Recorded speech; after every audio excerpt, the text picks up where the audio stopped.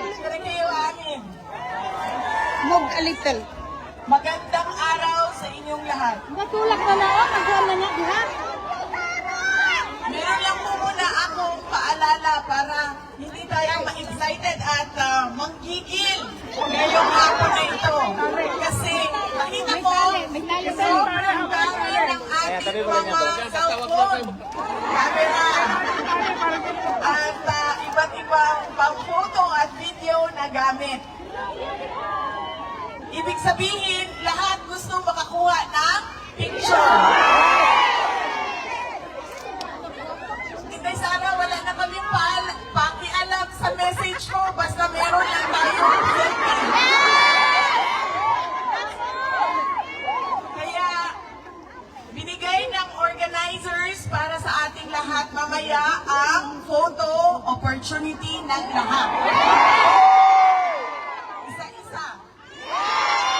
Kaya, hindi kailangan magigil dahil habang merong nakapila para sa picture, ay gagawin natin mamaya. I love you, ma'am!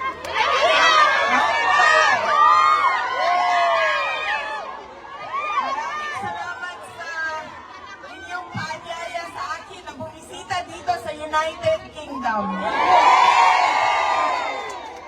Ang susunod ko po ay yung unang ating pagdarasal at pakikiramay sa lahat ng mga kababayan natin doon sa Pilipinas na dumadaan sa hirap, may sakit, at mga biktima ng iba't ibang kalamidad na dumadaan taon-taon sa ating bayan. Tayo ay nakikiramay sa kanila. At kailangan ipaabot natin ang ating moral support, hindi man financial support sa lahat ng mga biktima ng sakuna sa ating bayan. Hindi na, wala ka. I love you, Bibi Sara! Maraming salamat, ma'am.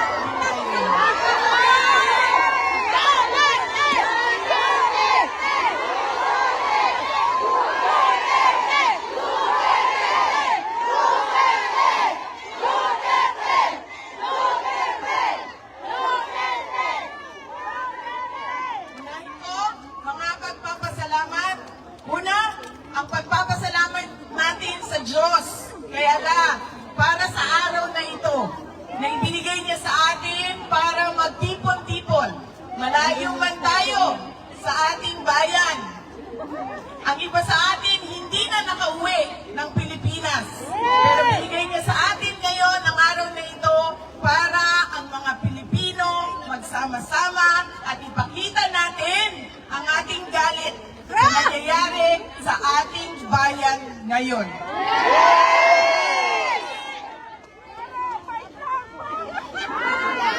Susunod,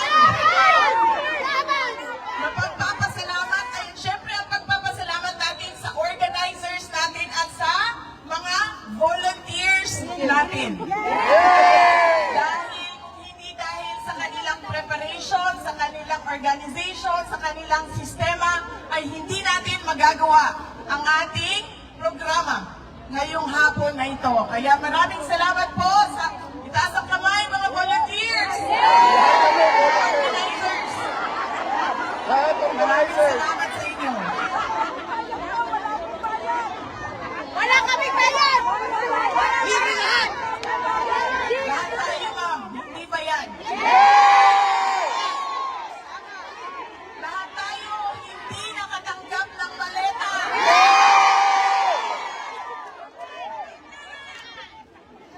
Nagpapasalamat tayo, syempre, sa local government unit ng London at sa UK government dahil pinayagan nila tayo. Ngayong hapon na ito. Ang susunod na pagpapasalamat ay mula sa akin para sa inyong lahat. Marami ang nagbiyahe sa iba't iba at malalayong lugar ng United Kingdom. Maraming salamat. 4 na oras, 5 oras, 6 na oras, ng pagbabiyahe para lang makaabot dito ngayon. Meron ang nawala sa trabaho, Absent po na! nag-undertime, nag-absent, Absent po na! nawala ng trabaho dahil hindi pumasok, hindi na natuloy ang biyahe, hindi na natuloy ang lakad dahil ibinigay ninyo ang oras ninyo para sa ating pagtitipon ngayong araw na ito. Maraming salamat sa inyong lahat.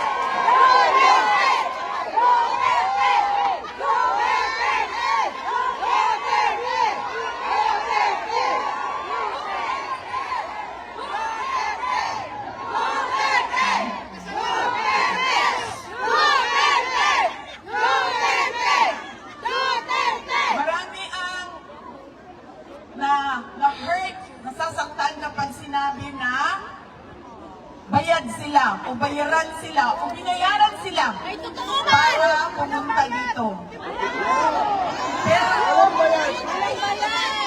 babayaran ko kayo mamaya ng picture.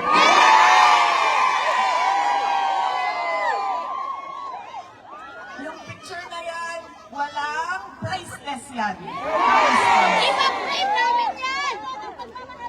Ang susunod na pagpapasalamat ay mula po sa akin at sa aking mga kasamahan sa Office of the Vice President sa inyong patuloy na pagtitiwala at suporta sa amin. Kahit na hirap yung opisina namin at maraming batikos at paninira sa OVP. Mula sa aming lahat, maraming salamat sa inyong mga kababayan namin.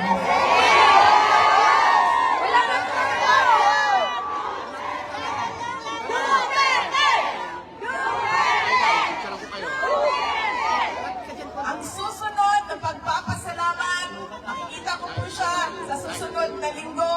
Mahal nating lahat at inaantay natin lahat ang kanyang paglabas at pag-uwi.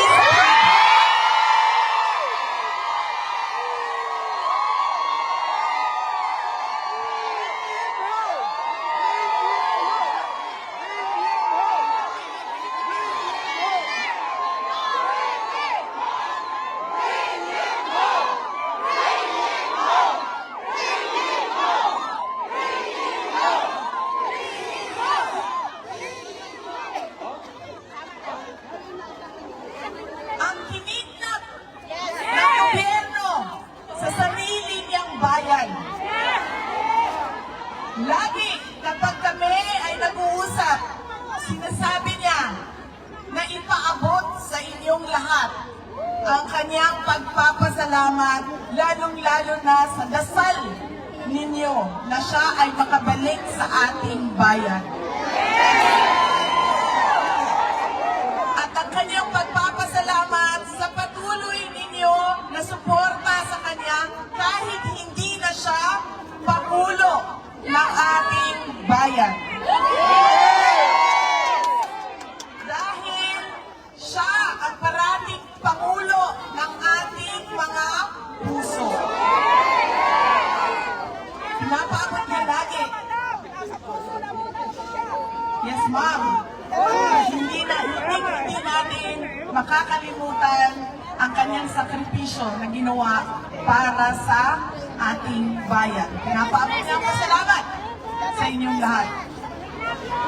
Ang susunod na pagpapasalamat, gikan sa amuha pamilya, ang pamilya Duterte.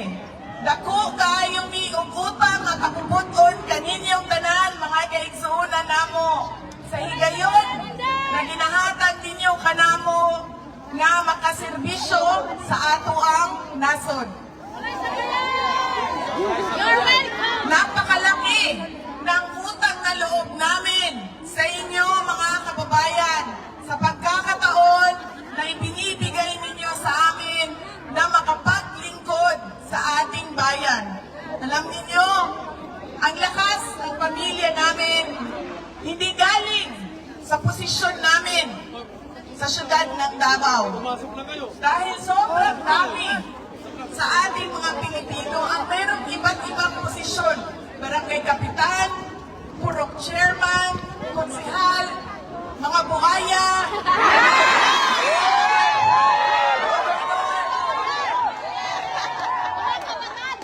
sobrang dami mayroong posisyon. Hindi galing sa apelido. Dahil lahat naman tayo may pangalan, may apelido. Ang totoong lakas namin ay galing sa inyo. Nakikita ninyo ito? Ang pagtitipon natin ngayong hapon na ito, ito ang lakas ng aming pamilya. Kaya nagpapasalamat kami sa inyong lahat dahil hindi ninyo kami iniiwan. Noong hindi pa Pangulo si President Duterte, nandiyan na yung suporta ninyo.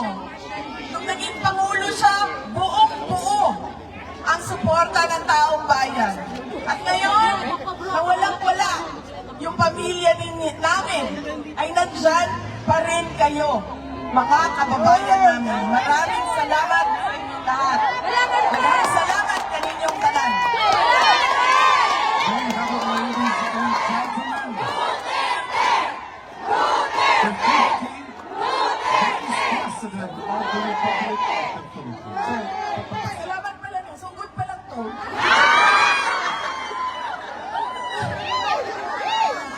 Ang susunod ay may time limit tayo sa bukas pa ako pupunta ng Hague. So, alas 12 tayo ngayon. Susunod na pag-uusapan natin ay ang pagmumukha ng isang adik.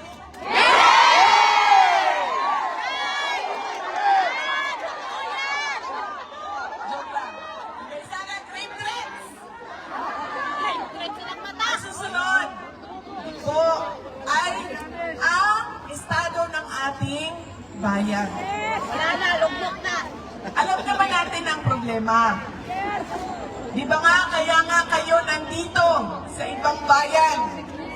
Kahit na nalulungkot na kayo, namingaw na mo sa inyong mga lugar kung asa mo gikan.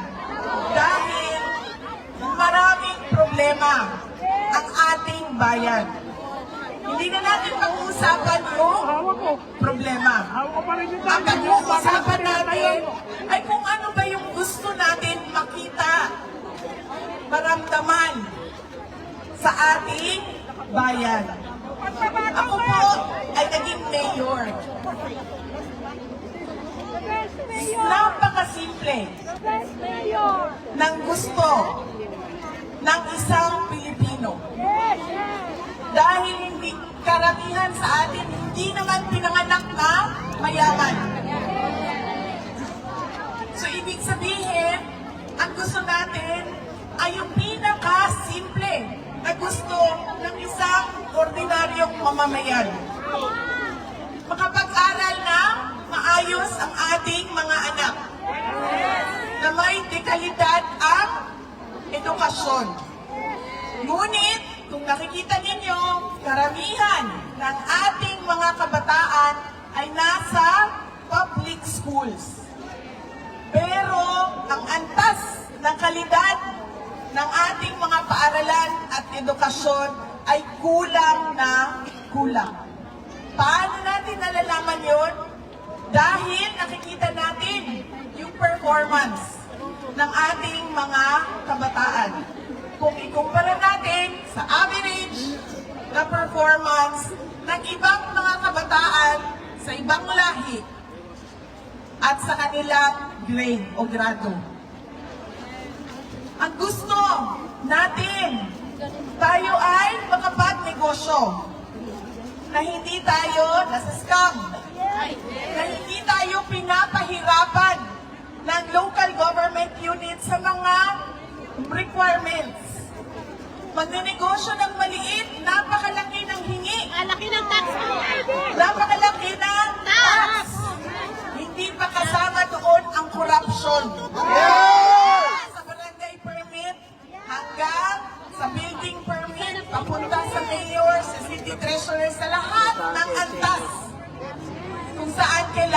natin ng permit. Wala na ang negosyo. Hindi pa nagsisimula, wala na ang negosyo. Ang gusto natin, makapagtrabaho.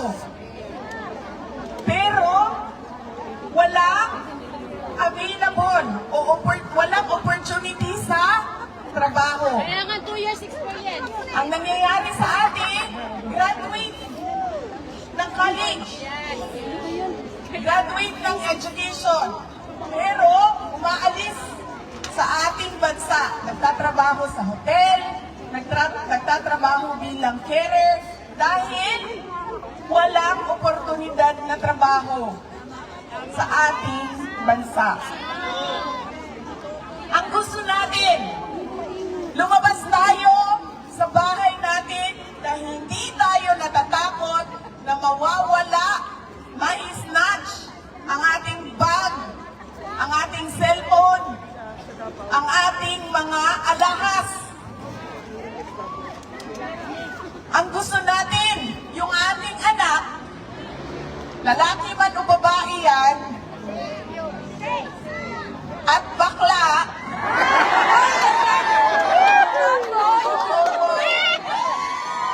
lalaki man o babae o LGBT man yung anak natin, hindi tayo natatakot. Na maring, masaksak, ma-hold up, mamatay, patayin, o hindi na makauwi ng buhay Sabi ni Jun Pig, sa ating daw yun. mga bahay. Napakasimple. Ako, gusto ko na ang anak ko lalabas, pupunta ng paaralan, Safety. nasigurado ako na walang mangyayari sa kanya. Na ako lalabas, pupunta sa trabaho, na maayos ang mga terms of employment ko. Maayos ang sweldo, ang sahod ko. Kasi kung makikita ninyo, kung ikumpara ninyo sa Pilipinas, nasabi natin mahal. Mahal ang cost of living. Mahal ang gasolina, mahal ang pagkain, mahal ang renta, totoo yan. Pero kung makikita din ninyo, sa ibang mga lugar, sa labas ng urban centers, mura lang ang cost of living. Kung ikumpara natin sa averaging. Pero, bakit hindi tayo namumurahan? Dahil sobrang baba ng sweldo. Kaya nauubos pa rin yung pera natin. May trabaho man tayo, ubos siya sa pagkain. Ubos siya sa pagbayad ng renta. Hindi na nga tayo makabili ng sarili nating bahay. Sa mga lugar ninyo, at sigurado ako, karamihan sa inyo, galing sa mga maliliit na munisipalidad sa mga probinsya. Sino ba ang may mga malalaking bahay? Di ba kayo lang? Di ba? Yung mga nakapagtrabaho sa abroad, ang simento ang bahay. Pero yung classmate ninyo na naiwan doon sa Pilipinas, na hindi lumabas, hindi nag-abroad, hindi nakipagsapalaran sa ibang bansa, lubog sa utang. Dahil sa kawalan ng Napakasimple ng gusto natin na makita sa ating bayan. Pero bakit kailangan umalis sa sariling bayan para lang maabot natin ang mga pangarap natin sa sarili natin at mga pangarap natin para sa pamilya natin? Marami, alam niyo ba, na marami ang kanilang tinitingnan ay mag-aral ako, makapagtapos ako, at mag-abroad ako. Parang naging normal na lang para sa mga Pilipino ang pangarap na abroad. mahirap. Mali yun. Dahil dapat ang sariling bansa mismo natin nagbibigay sa atin ng oportunidad. Hindi na kailangan natin umalis, ngunit pwede tayo umalis kung gusto natin. Hindi yung napipilitan tayo na iwanan ang ating pamilya, ang ating mga anak, sira-sira, broken families, naghihiwalay ang mga Totoo po. mag-asawa dahil kailangan umalis, lumabas. Dahil bakit? Walang ang opportunities sa ating pagkakataon. Wala doon sa ating bayan. Napakasimple ng gusto natin at hindi mahirap yun ibigay ng pamahalaan. Bakit? Makikita ninyo yun sa ibang bansa. So bakit nagagawa nila? Walang korupsyon. Totoo yan. Dahil napakaraming buaya sa Pilipinas. Mali, maleta! Hindi ko alam kung ano ang nagbago simula nung panahon ng 1940s, 1950s, 1960s, 1970s, hanggang ngayon, taon na ito, 2026. Ang nangyari sa ating mga Pilipino, nagkanya-kanya tayo.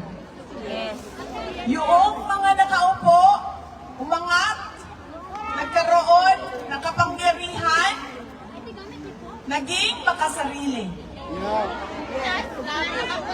Bahala na kayo sa buhay ninyo, basta ako, nakaangat na ako. Hindi ko alam.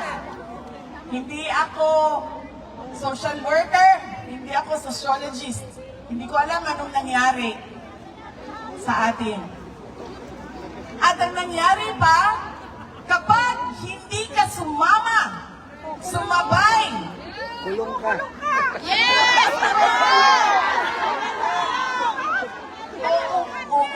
umayon Pangalan!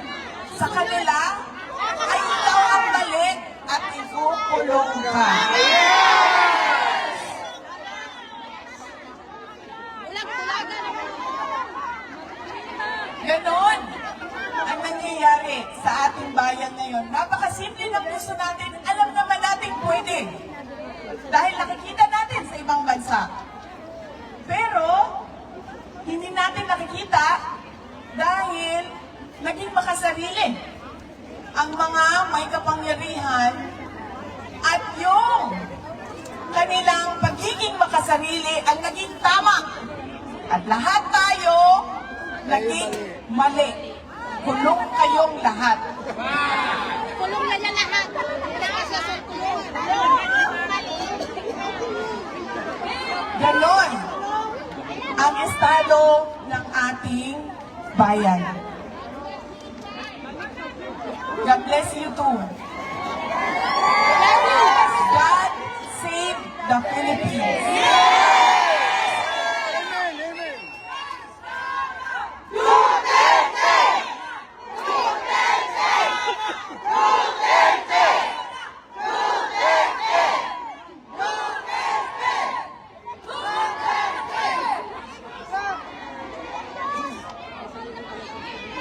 Isa pa na laging nangyayari sa atin.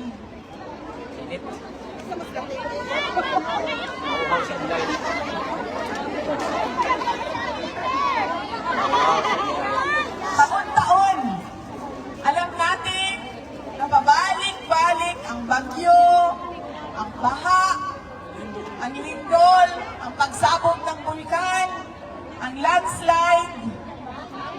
Ano pa bang nangyayari sa atin?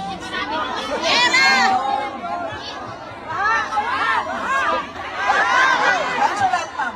Hindi man-made disaster. Natural muna tayo. Natural. Taon-taon alam natin na nangyayari ang mga natural disasters. Pero bakit taon-taon laging nagugulat Pilipino sa pagbaha, sa pagbagyo, Kasi ninakaw na yung Ayun. budget.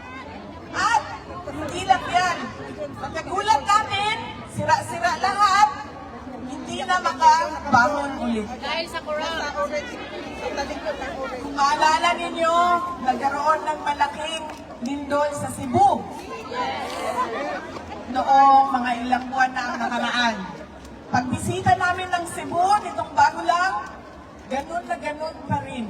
Para silang bag kahapon lang na lindol. Hindi tayo nakakabangon kaagad. At meron sa atin, hindi na nakakabangon talaga. Ubus ang savings dahil sa kalamidad. Taon-taon, ubus ang gamit. Magpasa po tayo. Hindi po umansa kasi ito yung... Isa yan sa mga pangyayari sa ating bayan. Natural, man-made ba? Man-made disaster. Ano ang man-made disaster? Ayan. Hold up.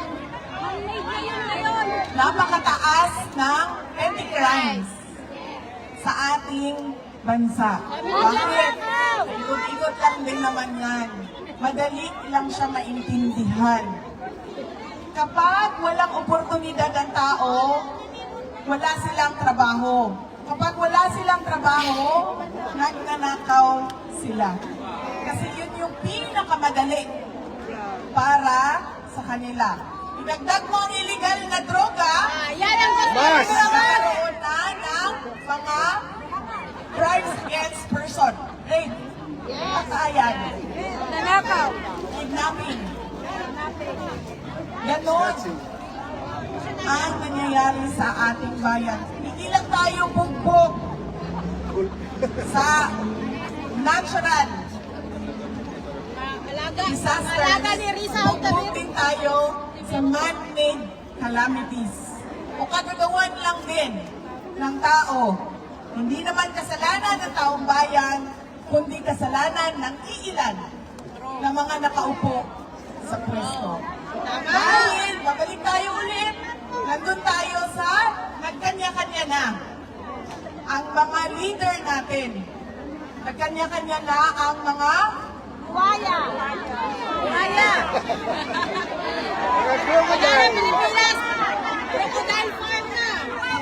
Philippine crocodiles. Marami sa kanila, at alam niyo yan, Tama. marami sa kanila ang mga may bahay sa iba't ibang bansa. Ayan. May bahay. Paborito nila sa Spain, sa Australia, sa Amerika, France! France! Paris! sa iba't ibang lugar kung saan may golden visa. Napakadain para sa kanila na umalis ng Pilipinas kapag hindi na maganda ang sitwasyon. Biglang nagkasakit. Pero, paano kami na ayaw namin umalis ng Pilipinas? Paano yung mga pamilya ninyo na hindi makaalis ng Pilipinas? Iiwanan na lang tayo na magtikis sa kalat na ginawa ng ilang Pilipino lang na makasarili ang kanilang interes. Dahil wala silang pakialam kung anong mangyari sa ating bayan. Dahil napakadali para sa kanila. Ilang milyon, bilyon, ang sinasabi ko sa inyo, darating ang 2027 budget, ubos na naman yan. Ay, for sure, Bibi Sara. Wala na. Walang tigil ang nakawan. Nasilang mga Hoy, ang Manila Pilipino. na higa. Ngayon, hindi ko masagot kung bakit ganyan ang pag-uugali nila. Pero, ang pagkakaalam ko, ang mga Pilipino ay may pagmamahal sa bayan. Hindi tayo magpapatalo sa ilan na ang mahal nila ay ang sarili nilang balat. Mamatay din yung sila. Ang sarili nilang interes.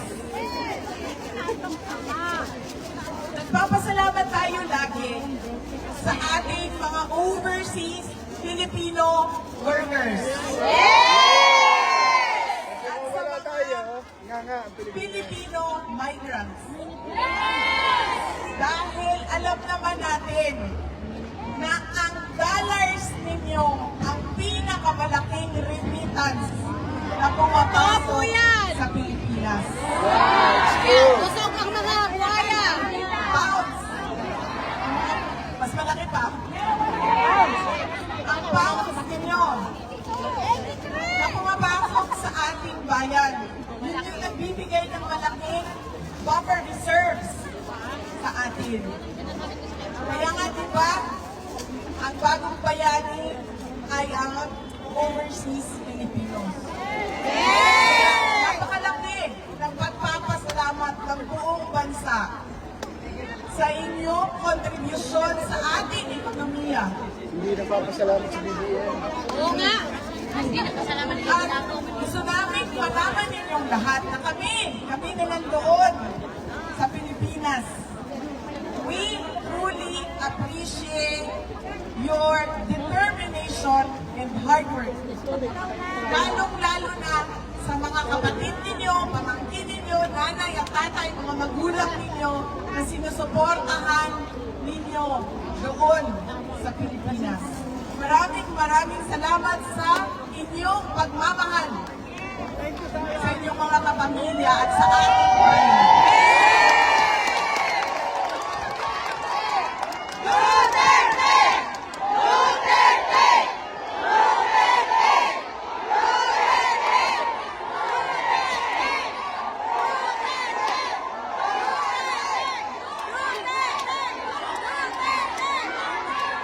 Mga kababayan, pangarap natin ang araw na pwede tayong umuwi sa Pilipinas. Retire sa Pilipinas. Pangarap natin ang araw na kapag sinabi natin dito ako magtatrabaho dahil okay naman ang sweldo. Uy, kami pakikala. Dito, trabaho ng isang tao lang, ng dalawang tao lang, kundi trabaho ito ng isang sambayanan. Kailangan natin magtulong-tulong para na maibalik natin sa ating bayan ang tapang at Malasakit!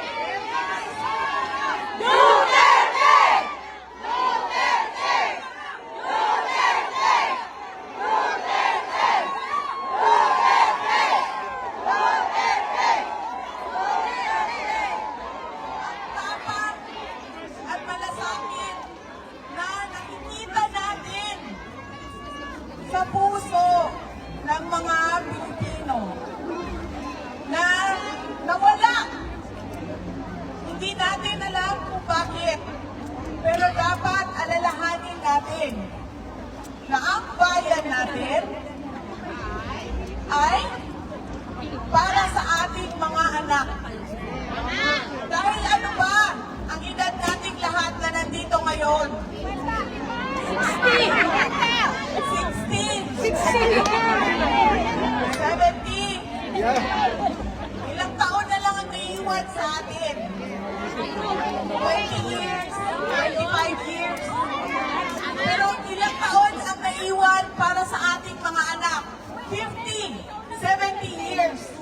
Ibig sabihin, dapat paniguraduhin natin na 70 years from now, mas maganda, maayos, malakas, doon ay kalambuan,